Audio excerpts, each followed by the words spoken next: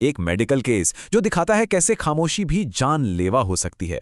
Pneumonia का एक मरीज जो बिल्कुल ठीक लग रहा था, बातचीत करता हुआ, एकदम स्थिर। मगर पर्दे के पीछे एक जानलेवा खतरा पनप रहा था।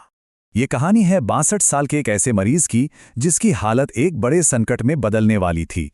शुरुआती वाइटल्स देखकर लगा सब कंट्रोल में है और उसे लो फ्लो ऑक्सीजन पर रखा गया। लेकिन अगले 6 घंटों में मॉनिटरिंग में एक बड़ी चूक हुई और फिर अचानक से हालत हाथ से निकल गई। उसका ऑक्सीजन सैचुरेशन गिरकर खतरनाक 82% पर आ गया। मरीज कंफ्यूज्ड और बेचैन हो गया और तुरंत हॉस्पिटल में इमरजेंसी अलर्ट एक्टिवेट हो गया। लेकिन सवाल यह है कि ये चूक हुई कैसे? आखिर गड़बड़ कहाँ हुई? जांच से पता चला कि सिस्टम में 4 बड़ी गलतियां थी। सिर्फ हर 4 घंटे में जांच की वजह से ऑक्सीजन की धीमी गिरावट पकड़ में ही नहीं आई। पल्स ऑक्सीमीटर की रीडिंग असल में शरीर में हो रहे बदलाव से पीछे चलती है। यही वजह है कि बढ़ती सांस की दर जैसे छोटे छोटे वार्निंग साइन भी नजरअंदाज हो गए। इसके बाद आया टर्निंग पॉइंट। मरीज की कंटिन्यूअस मॉनिटरिंग शुरू की गई।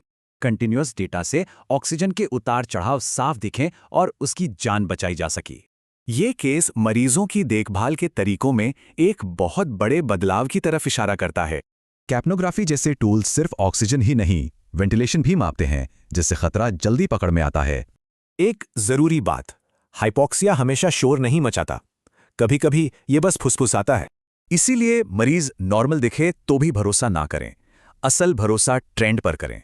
सबसे बड़ा सबक है सोच में बदलाव, सिर्फ वाइटल्स चेक करने से आगे बढ़कर। ट्रेंड्स को ट्रैक करने की आदत डालनी होगी, क्योंकि आखिर में यही जाने बचाता है। सवाल यह है कि क्या हम खतरे के फुसफुसाहट सुन रहे हैं या सिर्फ अलार्म बजने का इंतजार कर रहे हैं?